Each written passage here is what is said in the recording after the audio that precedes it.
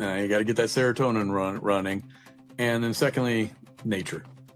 We are animals. We need to be in a position to turn off that human side of us and just be our animal selves, if you would. Leadership ultimately comes down to people, right? It's coming down to having great conversations, authentic conversations, connecting with people, helping people feel seen, valued, safe, and helping people succeed.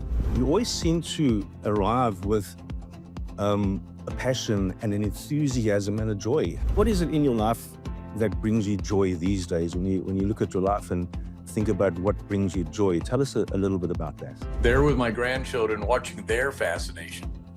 And even though I've been through it all, I know how to walk and talk and use my digits and stuff like that. But seeing them, the perceptual organization they're doing for the first time and the mechanical operations they're doing with their hands for the first time is wondrous. And in that wonder, I find joy. Welcome to JOY², Live with Joy. This is the podcast where we get to explore the power of joy, purpose, passion, and fun, and how joy, when practiced intentionally, transforms how we live, work, and lead. I'm your host, Greg DeCoker, and I believe that when you live with joy, everything gets better, and I mean everything. And this isn't just about feeling good. It's about unlocking joy as a resource, one that fuels better leadership, meaningful work, and thriving lives.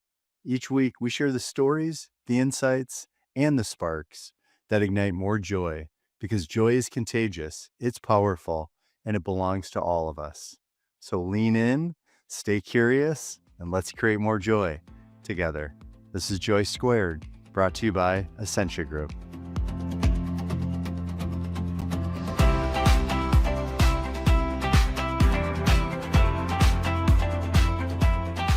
Welcome, everyone, to another episode of the JOY² Live with Joy podcast, where we explore leading, working, and living with more joy intentionally.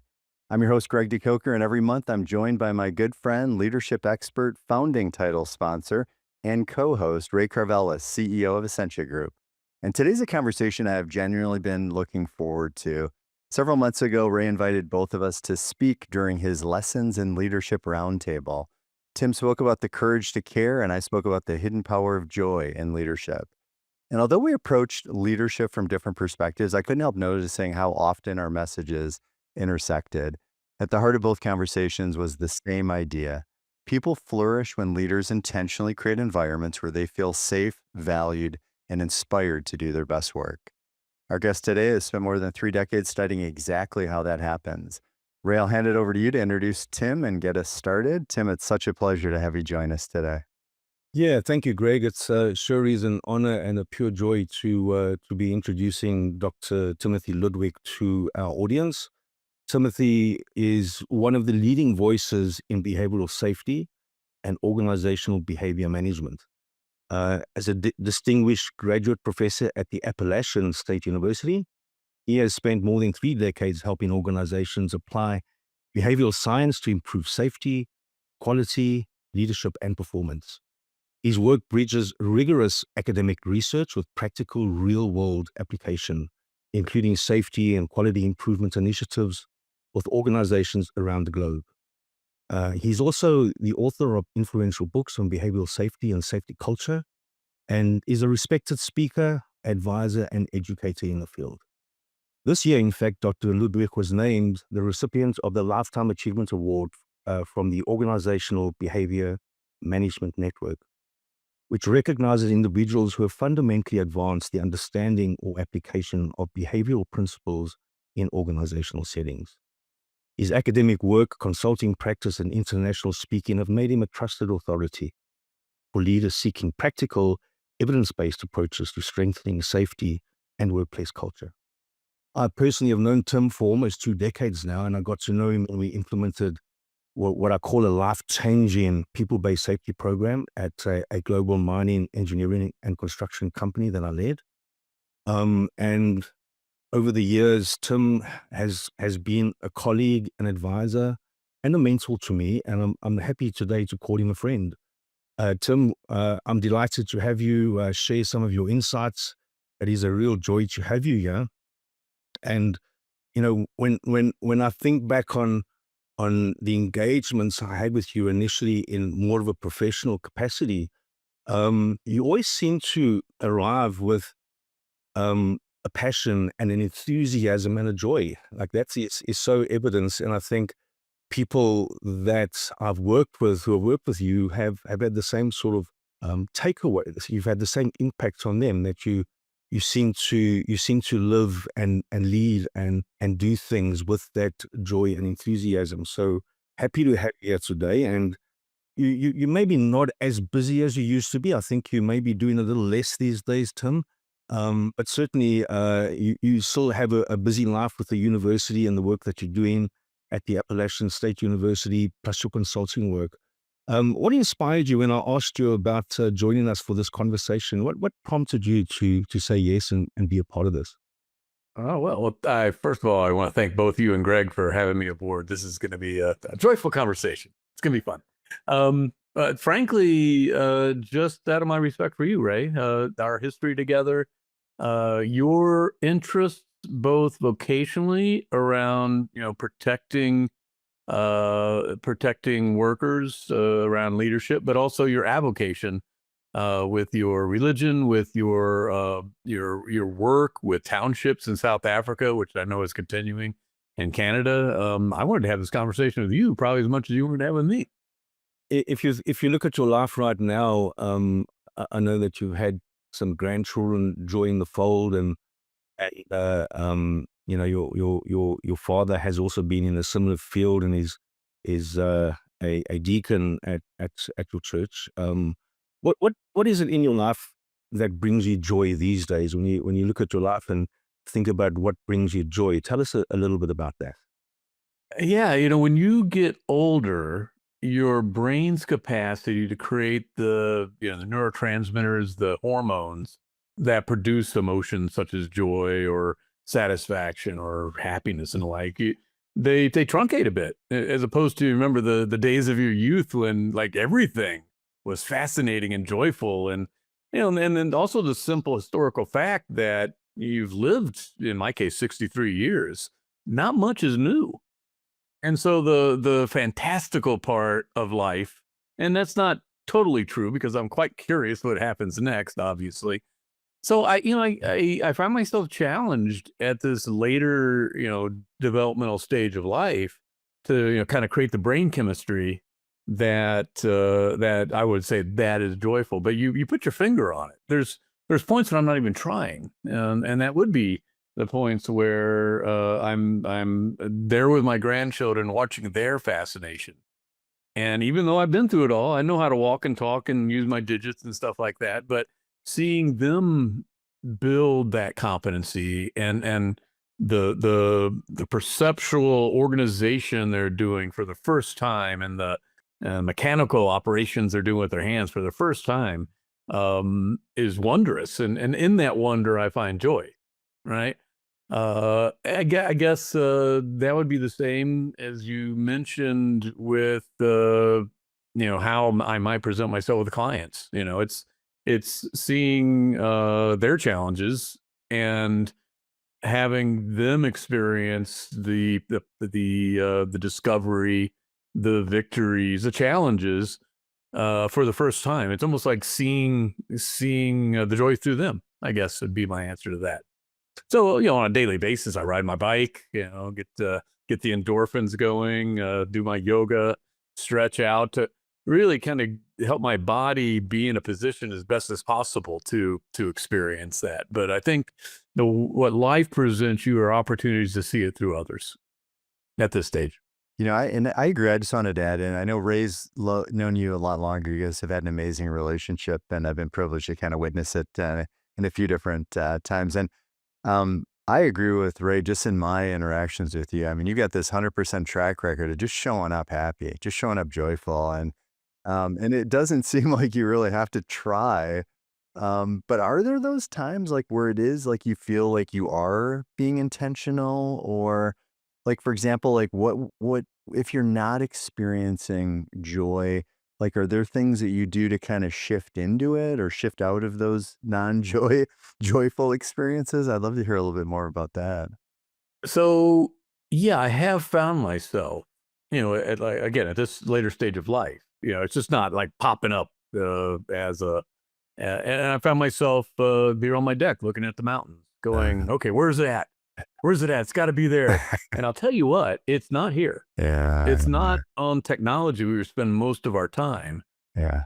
And if I'm not finding it, I find myself working harder, writing more, trying to conceive of more in this technology platform. And I'm becoming increasingly aware that the pursuit of the reward that you get in your career or you get with a client, or in a podcast for that matter, right? Is a different system. The gratification you get from the things of this world, the things of a vocation, the things of a career, is different than what I would define as joy. It's certainly dopamine in the brain, right? It's driving you, but I can get that from playing my stupid game here. But it's quintessentially different than the moments with my grandchildren or with my wife or with friends, or the moments where I'm in the woods taking a hike and having the inspirational thoughts, the creative thoughts that I then reflect on and go, oh, that was pretty cool. Good thought. And then joy, right? So I think to answer your question in a roundabout way, to be intentional is to shape your environment in such a way that allows your natural processing, natural neurological chemical processing to experience, which is a natural animal experience and natural human experience as we define what's happening to us. We're the only ones in the animal world that call it joy, but shaping your environment with screens and the like, I think it can give you the dopamine rush, the accomplishment, the reward, right? Which is heady, but you're always pursuing it. The walk in the woods, the breeze on my face on my bike, the child's face, just putting yourself in that position, right, is probably the answer to your question, Greg. I love it. It almost sounds like the way you described it is like it's in you. Like, I mean, you come across as someone who, you carry joy wherever you go. Like it's, they had this like blood donor commercial in Canada. It's like they say it's in you to give blood. It's in you to give. Well, I mean, I think I think joy is in us, not just for us to experience on our own. I think it's a beautiful feeling. Well, yeah. I mean, I'm sorry to interrupt No. you, Joe, but so we got these different networks in our brain. Yeah. I'm a psychologist, so I geek out on this stuff, and we have what's called the default mode network. Okay. When that's on, we're thinking about ourselves, we're judging ourselves. It's the default mode of us, right? Boom. Buddhist monks, for example, while they're meditating or while we're doing our yoga and the like, and we turn off that processing, which turns off this area of our prefrontal cortex, which kind of is reviewing our behavior and judging it and talking to ourselves and labeling things and the like. And I think if we had a neurologist in here that wasn't just a hack, they would say it probably has something to do with that. You're turning off the part of your brain that's judging yourself, that's planning the next thing, that's executor to your analyzing your environment, and just being in a state, instead of doing your being, right? And I think that's the default mode setting. That's the natural setting. Now, kitty cat. My cat used to be sitting over there. It can have moments of great excitement and jumping around, but most of the time it's just sitting there quietly, passively. I think it's just the default mode of animals. Us humans, the reasons our brain got so big, it's actually 3 times the size of our skull. It had to be, God had to fold it up into its creases here. The reason our brain got so big is because of social animals, and in order to talk to each other and communicate and then cooperate in our human ways, we developed this frontal lobe, which is our crowning, pardon the pun, the crowning achievement that also can plan for the future and tell us stories of things that don't exist yet, cause anxiety and the like. And a lot of our vocation, a lot of our work time is using this thing. That's probably what it's being paid for. And that's what's being rewarded in our society, probably, and rewarded monetarily in our jobs and the like. I know I've been one captured by that allure of the reward that this frontal lobe can give me, this intellect can give me to plan and to adjust and to analyze and to teach, and thinking that that's where maybe joy, the construct of joy may come from. But I'll tell you what, when I'm in the middle of teaching, I'm not actually thinking about it anymore. I'm just listening what's coming out of my mouth. Yeah. That's a joyful experience. And the moment I go, oh, that's cool, then I start thinking about what I'm talking about. It's gone in that moment. So, Tim, that's so interesting. You are an academic, and it's not often that we see academics that can really translate the work you do into real practical delivery of that academia, and the fact that you can do that, but also how you relate to those frontline workers. And I've seen how you relate to those frontline supervisors and frontline workers in such a unique way.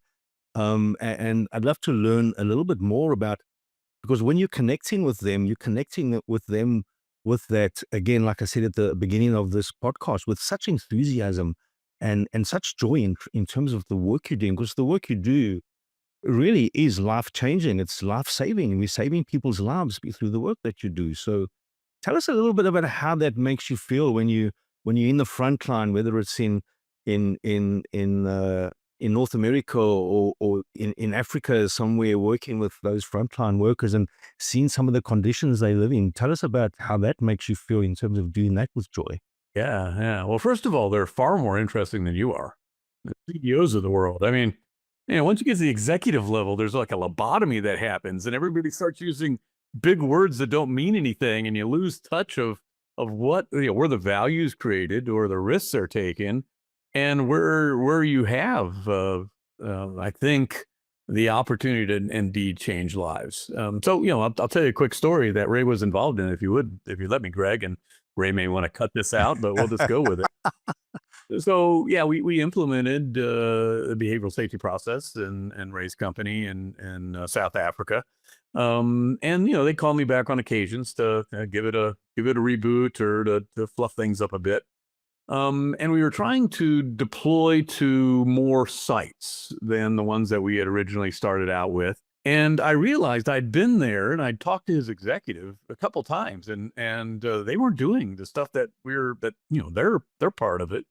And so I decided, well, we're going to take them out in the field. We're going to drag them out to a mining site and show them what we're talking about. So we dragged out of the air-conditioned offices in Johannesburg. We dragged them out to, Boysendal.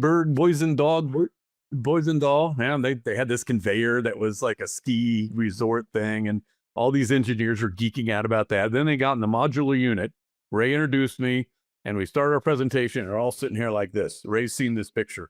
They're all sitting here like this. His chief of operations was like half asleep, right? But once we got done with that, their job was to go out and interact with the workforce. Go out and watch for a little bit, so you're seeing the context of where the worker is, identifying what they're doing safe and some risks they may be taking, ask them to take a break and then have a structured discussion with them. And so we did that for a couple hours, and then we went back to that modular unit, and the excitement and the energy that was in that room was palpable. I got a video of it. It's palpable. It's just palpable.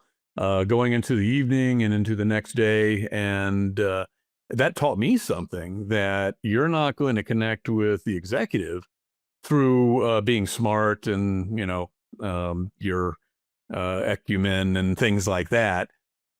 You're going to connect by reconnecting them probably to the reason they got into that field in the first place. Now, if you're an engineer and geeking out about physics and stuff, the human element is what's interacting with that physics. And so, no matter what field you're coming from, the human's interacting with it, even if it's financial. And so, I think the reason why you saw the experience that I have with the frontline workers is I'm going through the same thing, right? I'm learning from them. I figured this is the best classroom in the world. I'm an academic. I'm a schoolboy. I have no skills. And look at these hands. There's no callus at all. I can't. I'll save you the description of me trying to fix my lawnmower the other day. And here are these folks with skills, with lives, with dreams. And I know in the kind of programs, especially in safety, if you don't have the frontline worker, you don't have the culture, you don't Right. have. And if you're going to go in and tell them what to do, that ain't going to work. You got to learn from them and allow their energy to run the show. So, I mean, it's a Yeah. pleasure. It's simply a pleasure. I'm not trying to be joyful. It's just so cool to hang out with them, you know? That's part of who you are. It's interesting because it made me think about in a kind of maybe a little bit of an indirect way, that story that I've always said joy is the fastest path to performance. And some leaders will say, well, that's nice, but business is serious, right? So not totally, agreeing. And I would just love to, what would you say to kind of leaders who believe emotions and performance are separate conversations? Because a lot of what you're talking about, or even though you haven't said feelings or emotions, that's what that's how I interpret it. Like what they brought there, what they brought wasn't necessarily emotions, but what they got out of it, they really felt, that, and that you said it was palpable. And I just think sometimes we separate those things when they should be combined. Oh, that's a great question, Greg. And I am one of those. Mm. I'm a behaviorist. I'm a Skinnerian, which means, the observable is where I do my research and is where I do my practice. So I'm one of those folks. So, I'm also human. I'm also experiencing it. And so, part of the benefit of being an academic is you can sit around and think about stuff, right? And so in psychology, the relationship between behavior and emotion has been well known for a Right. while. And in the popular fields out there, it can also get muffled because we're all human, we're all experiencing it, and our brain produces a bit of an illusion that we feel our way into thinking about what we want to do. So we feel our way into thinking, and I think our way into doing, and it's actually all different. Yeah. It's actually all different. So let me kind of summarize. Sorry, I'm giving you a little intro psych Love it. lesson, but No, this is amazing. the way it kind of works, and I'll get deep on you since this is a podcast. We got time, right? Stimulation that's happening around us go through our sense organs, right? So let's say we see a worker taking a risk, and we know it could hurt them, right? It goes in our sense organs. We see it, we hear it, whatever. Before the stimulus gets into the parts of our brain that perceive, that see, that hear, before we even think about it, all these sensations go through the limbic system first. The limbic system is your source of emotion. So you feel before you even, let's just say experience, before you perceive. That's useful in survival, right? We're cave people walking around. We have the lion coming out. We don't have to go, what is that? Is that a lion? How do I feel about this? I'm scared. Move your body. Go. No, we just react before we even realize what we're seeing. So, and all animals have this. So then it goes and we perceive, right? We rarely think about our movements. I mean, look at this. I'm moving my hand here. I didn't sit here and go, I'm moving my hand. It just happens. That's because behaviorally, throughout our whole lives, we've been shaped to move our bodies in certain ways based on the stimuli around us. So we tend to just start acting, right? So then we start acting, and we may be in the situation, the person who is taking a risk, right? We may start approaching them, right? But our belly's telling us something. We're scared. It's a scary situation that you get hurt, right? I start moving toward them, and then I ask myself, so cognitively, then that's when the thinking comes in. Why am I moving toward them? What am I trying to do? Then you label the emotion, the feeling that your body created. I must be afraid for him. And then I can think about, oh, I need to talk to him or something like that. So it's a bit, obviously it's the brain, so it's complex. But oddly, emotion is on the front end and then the back end of it.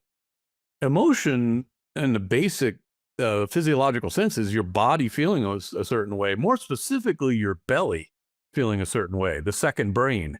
That thing called the vagus nerve that wraps all around your belly and all around to it's the only nerve that goes to every part of your brain and every digestive system.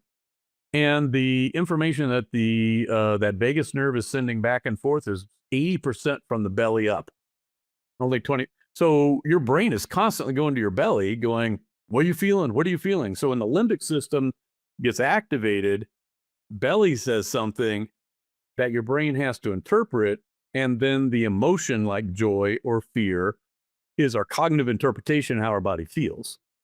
So that's my way of knitting in behavioral, kind of empirical science, at least to this date, until we get quantum, and concepts like joy, which are very real human experiences. So when I told you earlier, how do you manifest joy in your life, Tim? My answer was I shape my environment to put myself in a position so that my brain can, or so my body can feel joy, that my brain can interpret it as joy. Right. So, that's a behavioral answer. So when it comes to your bigger question was around leadership, right? Joy leads to performance. I would argue differently. Okay. And I'll do it through a story. So I made the distinction earlier about dopamine and I'm doing my work, I'm being successful, I get a rush, I get a reward feeling, right? A lot of people wouldn't call that joy. It's more ego-based. It's, it's me, I kicked ass, let's go. And we pursue that. And that's what dopamine does. Your frontal lobe is a dopamine predictor system. And if I do something, it gets me dopamine, it is going to shape my environment and create urges in my body to go get more dopamine. And we've all been to that point where we're driving to get more dopamine. We're getting further and further away from that thing called joy that we experience as joy. So the workplace is and should be a dopamine production center, right? In order to perform, you need to do these things to produce dopamine, and then you pursue more dopamine and you perform more, and then you get rewarded for it.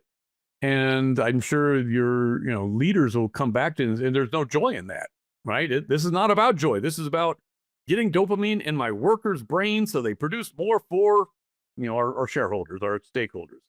But I did a survey once out of a friend who's a fellow colleague here at Appalachian State who's good at creating surveys. I'm not a big survey person, but they asked if we could create a culture survey for this food distribution company that had some 200 retail outlets, grocery stores here in North Carolina, South Carolina, and Georgia. And they wanted us to create a culture survey for the employees of this grocery store times 200. Big stores, small stores, successful stores, non-successful stores. We did the survey construction process, with subject matter experts. He created the survey, gave it out to these employees in 200 stores, and then we took the results and we correlated with store performance. And some stores made more money, some stores made less money. And we were able to conclude when we went in front of the owner CEO and his board, when we did our presentation, that, it's a valid survey. We validated it's reliable, blah, blah, blah. And what we found was that the stores that had a standard deviation higher in culture, right? An employee of feeling positive satisfaction in the workplace. And we can ask the question, is that a surrogate for joy or not, right? Those stores that had a standard deviation higher in this cultural metric made $500,000 more in profit a year in the large stores, right? So we announced this. The HR guy who hired us was that's why we got to work on culture. And then the owner and CEO goes, is it, correlation cannot assume causality. So we didn't do a manipulation there. We didn't make one store happy and the other one's not. But he asked a central question and stayed with me a whole career. He goes, are they productive because they're happy, or are they happy because they're in a position to be productive? And so I think beyond the dopamine rush of accomplishment and whatnot, if a leader is able to show that the fruits of all our labor, and I shouldn't actually say that. Let me back that up a bit. If the leader can create an environment for the person to succeed, probably not during their workday, but I think the vocation that they're in and the work they do can be a source of joy, because it is an area where they have an environment they can succeed, right? So, I'm kind of twisting your words around to say, well, leaders' jobs are to create a safe, right? A safe, psychologically safe workplace, one where I have the tools to get done with my job, one that I can do. I can have hard goals, but I can accomplish them. I'm not just chasing the rainbow all the time, and I get feedback. And I think if we shape that environment in such a way that the person could be successful, we're at least not blocking joy at work. Right. And Tim, it's so important what you talk about. I mean, you know better than anyone how important that positive recognition is in creating that environment where people love to perform, right? And I think certainly in our industries, that's not used enough, So I can really relate to that. And what came first? Was it the joyful environment that the leader created, or was it the reward? What is creating that overwhelming joy? You probably need a little bit of both. But the positive feedback is often misconstrued as going and giving here's a cookie. I give you this plaque. I recognize you in front, but you really get to know the workers. It's when the leader comes and is a fellow human to them, right? You get some time to meet each other as humans and get to know each other better. That's why when I shoved you guys out into the mine at Boisendal, your instructions were to ask the worker questions, not to tell the worker what they did right or wrong. You had to ask questions. The experience for the worker then is, oh, they're interested in me. Right? And a couple of your colleagues actually had workers asking, well, who are you? What do you do? What's it like being here on site? Do you like our site? That kind of stuff. And so then there's, I guess, in some words, they may call that an authentic interaction, right? That is probably more shaping the workplace for a construct like joy than me coming in and going, you're doing a great job. I want to give you this plaque or a raise. And man, here's to your dopamine. I hope you have more in there so I can get more out of you. I love that, Tim, because it made me think of they're really being interested in the employees, right? And the frontline workers, as opposed to being interesting and just saying, hey, here's a worker we're working on. Here's our strategy. Here's some of the things we're doing. All that stuff's great and all that stuff's important, but they really came in with a different perspective thanks to your leadership there. Well, they're finding, to our earlier point, the leaders are finding joy in their workers. Yeah, right. Right. I mean, we always point to the workers. They're the ones there. The workers are working. They're there. They're just kicking up. They're kicking ass. They're just doing their stuff, right? And at best, they're just hoping you stay out of their way. Yep. Yeah. And the boss comes around, oh, dear God, he's going to put me behind, and they're going to put up new rules. They're going to tell me what to do, and, grumble. If we can, I'm kind of riffing here, but I guess I could set up an environment where the workers can experience joy. I'm sorry, where the leaders can experience joy from going to the front line. Right. They're going to produce more in the front line, and by virtue of reinforcement, go to the front line more. Yeah. Because it's a lot more satisfying, more joyful, more reinforcing than the boardroom. Yeah. I love that. And I hear that as two things. I don't think it's not that just joy leads to performance or just performance leads to joy. I think it's both. I mean, I think it's a cycle, of course, right? I think it is both. So I need to took you through the neurology of it. You can see how it is going to. I need to change my diagram in my website now. Thanks to this conversation. Sorry. Or I'll edit out the argument part. But no, I'm kidding. We'll keep it. Well, it's tough because we as humans, yourself included, experience it, right? And we have to tell ourselves what the mechanisms are. That's what our brain does, right? But our frontal lobe is a master illusionist. This whole vision I got in front of me is just a movie that my frontal lobe's playing. It has nothing to do with what actually, this is just sunlight bouncing off of stuff, right? It's a master illusionist, and it can it can blind us from what might produce joy, right? That dopamine, for example, I think it blocks. So there's a guy named Maslow back in early psychology and humanism, right? And he had the hierarchy of needs, which I called BS for a while as a behaviorist and the like. But then it hit me, and I wrote about this in my first book. It says you need your physiological needs met before you can feel self-esteem, before you can get self-actualized. I kind of summarized, right?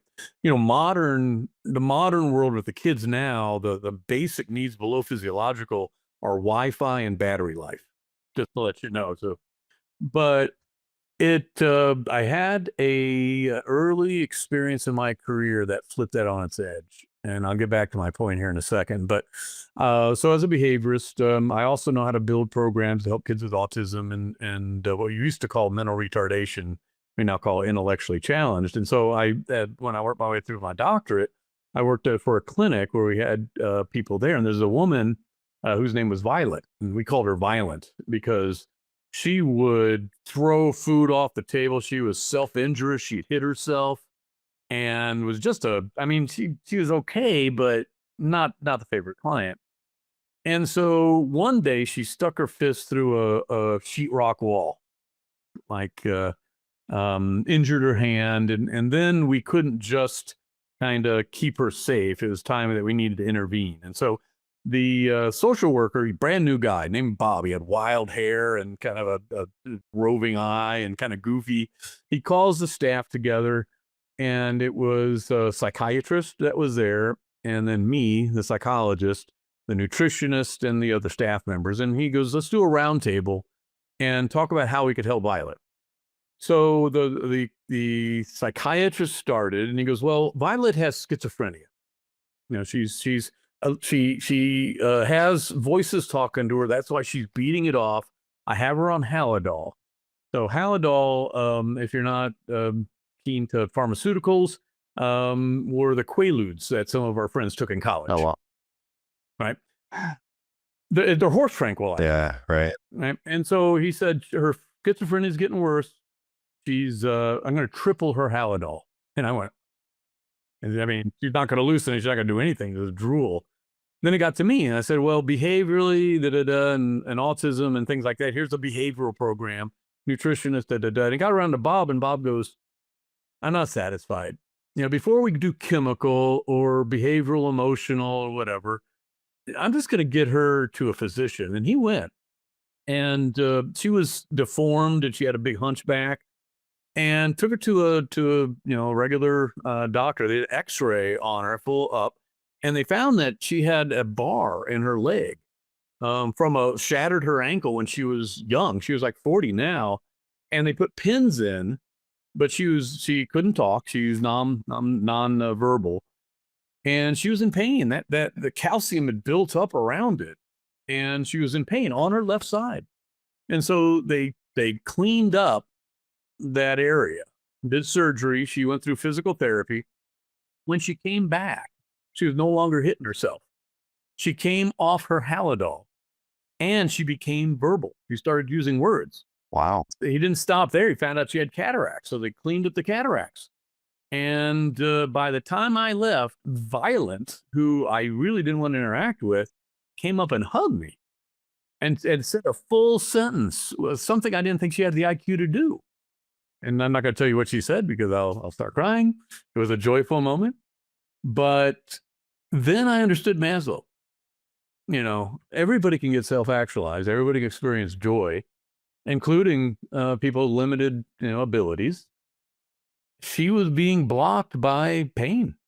Wow. And and we had a doctor of medicine there, right? And an almost doctor of behavioral psychology.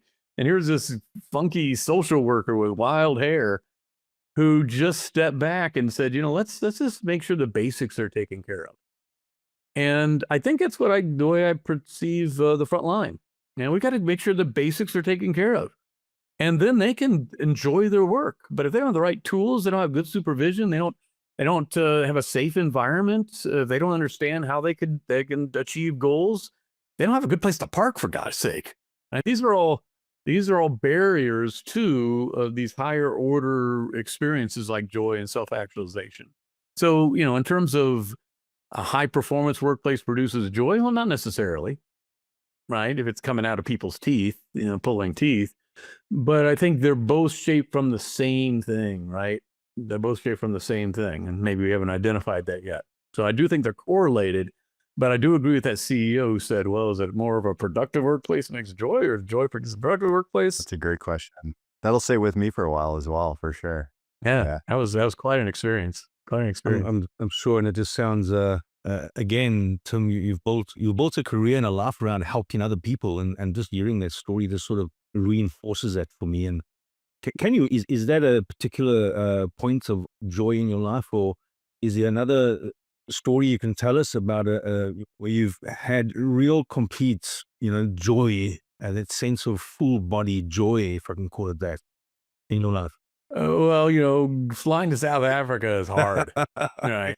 It sure is. I mean, it is a job. It is a job. I am blessed to be able to experience joy along the front line and with other people, but the full unbridled joy comes from music festivals. So taking a step back neurologically, you got your dopamine, and that's really not a source of joy, but you got this little chemical called oxytocin, right? We get oxytocin when we have sex and we fall in love. That's the love drug. It's the love hormone. Mothers have it when they're having their kid, and when babies breastfeed, both the mom and baby get. When Ray and I shake hands and give each other a smile, we get some oxytocin, right? And if I had to get that and serotonin, mixed together, gives you a nice little joy cocktail, and a little norepinephrine for the get up and go.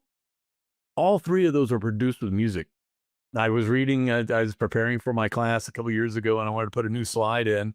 And I do a talk on the well-doing of well-being, which is a lot of this content comes from that I've been telling you about, Greg. And I wanted to give it a good ending. And what's this thing on oxytocin? And then sure enough, the data is very clear that if you're having a bit of a deficit in joy, listen to music. It creates these circuits, the rhythm and the like, especially when you're around other people. Create this same feeling. So to answer your question, dancing my butt off to a good jam band at a music festival with a tie-dye shirt and flinging my arms around, unbridled joy. Good. You also talked a little bit, Tim, about blockages to joy and how leaders can create those. Are there any blockages in your life that block joy for you? Yeah, I think everybody does. And it's not central to anybody. I think everybody has their own experience. In my case, as I get older, with some foolish behavior in my own youth, bulged discs and the like, headaches and pain, can be a real block. Be a real block. It can really shadow what your body naturally wants to do. Like I said, as you get older, the brain chemistry changes, your ability to produce all this stuff and experience and the like. But yeah, I guess in my case, just the pain and the like. I think money. You're thinking about funding things and the things that you want to do, but also the things you got to do and your obligations.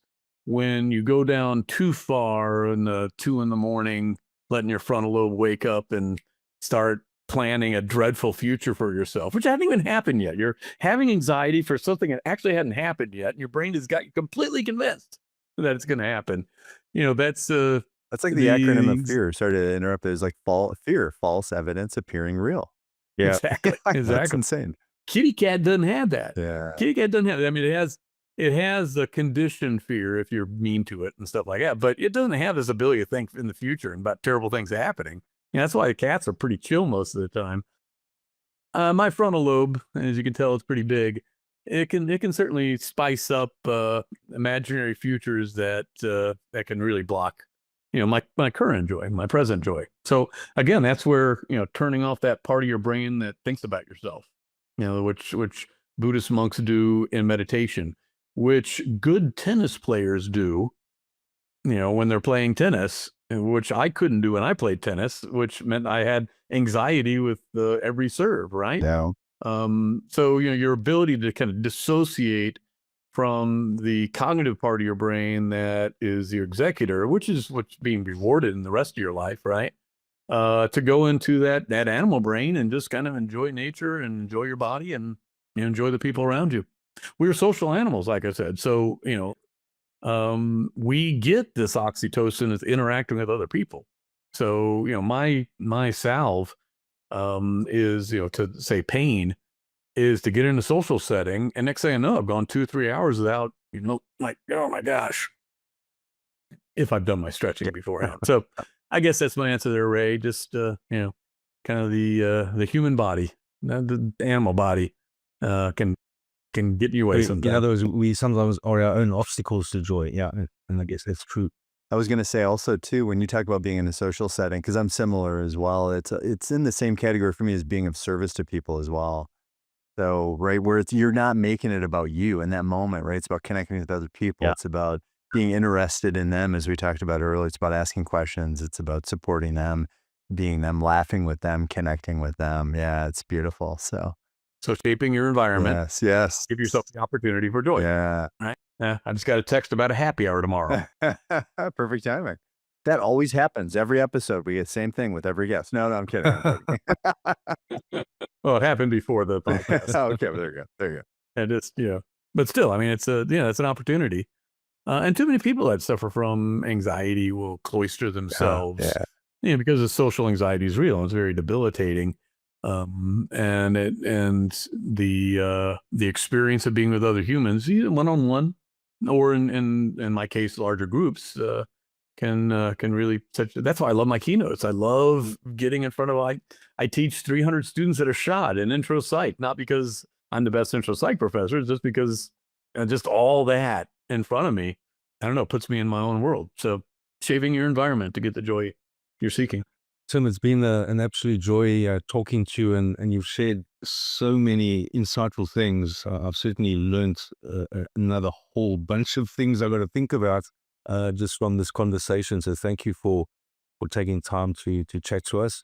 And if there was maybe one or maybe two things you'd like to leave with our listeners in terms of creating that environment where joy comes and joy comes through that environment, what would you like to leave with them? I guess two things come to mind. When you were asking the question, the first thing that came to mind, and a lot of times I have to hear myself say it to understand what I'm saying, so bear with me, is kind of creating space for Yep. it. Creating space for it. I think the more cogent advice is to get away from these things, Yeah. right? Fun. I mean, as I age and as these things got better, I find myself spending way too much. I look at that notification. It tells you how much time you spent on a screen. It's egregious. It's terrible. So you got to make space. I'm learning personally, and this is fairly recently, to get away from Yeah. that, right? Get good and bored. Now you got to get that serotonin running. And then secondly, nature. We are animals. We need to be in a position to turn off that human side of us and just be our animal selves, if you would. And, so go out in nature, exercise, and other people are nature, other people are animals. So that socializing piece as well. So make space, and I think you need to be intentional about it. I'm trying to learn how to be intentional about it. And maybe a way to sum up both of those things is, creating that space and making that space, getting to a point where it becomes second nature. Oh, interesting. Could be something we in there. go. Next Well, episode I mean, coming up. absolutely. I mean, when people want my time, I give them either times in the morning or the afternoon based on what I want to do, go hiking or biking that day. Yeah. So I try to make that space, great. right?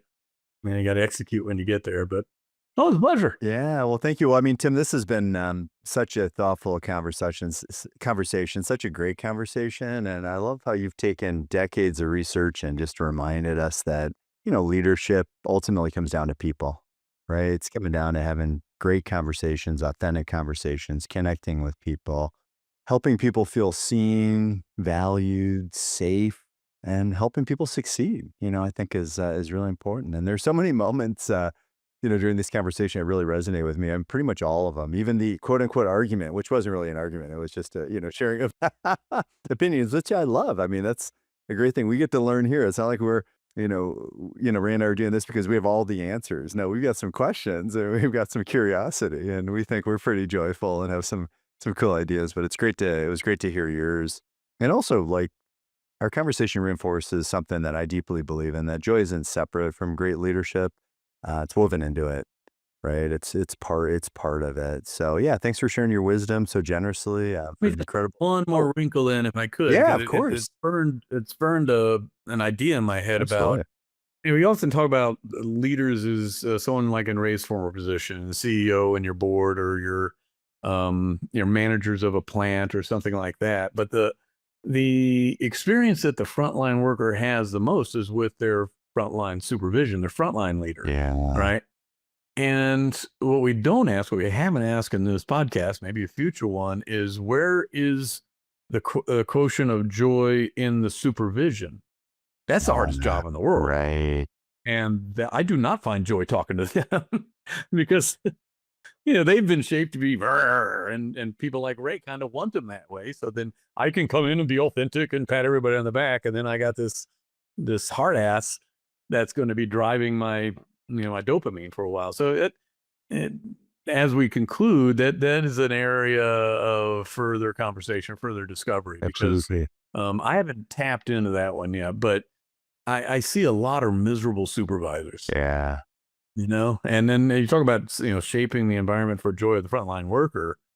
That's a bigger component than somebody in a nice outfit coming in with a brand new set of PPE asking questions. 100%. And I think part of it, and I think it's a bigger conversation, but it's how do we redefine managing? People don't like to be managed, like, is it empowering? Is it moving, helping to move them emotionally, helping them to feel something and connect with something that's going to make a difference in their work and in their life? So I think there's lots of different angles, but I think you're right. That's a bigger conversation.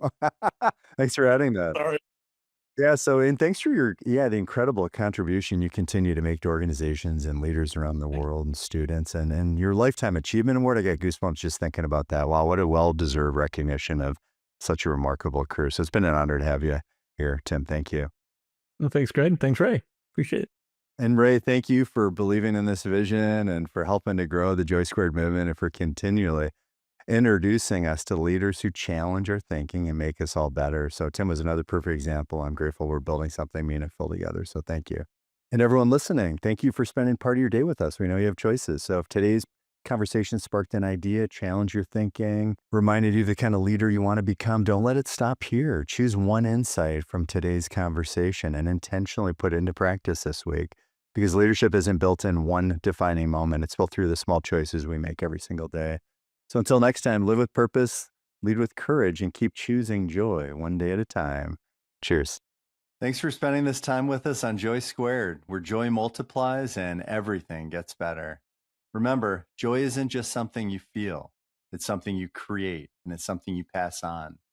If this conversation sparks something in you, share it, because joy is contagious. What we're building here is bigger than a podcast. It's a reminder and a movement that how we live, work, and lead truly matters. Until next time, live with joy, lead with purpose, and never forget to have fun. Keep choosing joy, squared. And if you're enjoying the journey, we'd be grateful if you subscribe, like, and share JOY² so the ripple keeps spreading.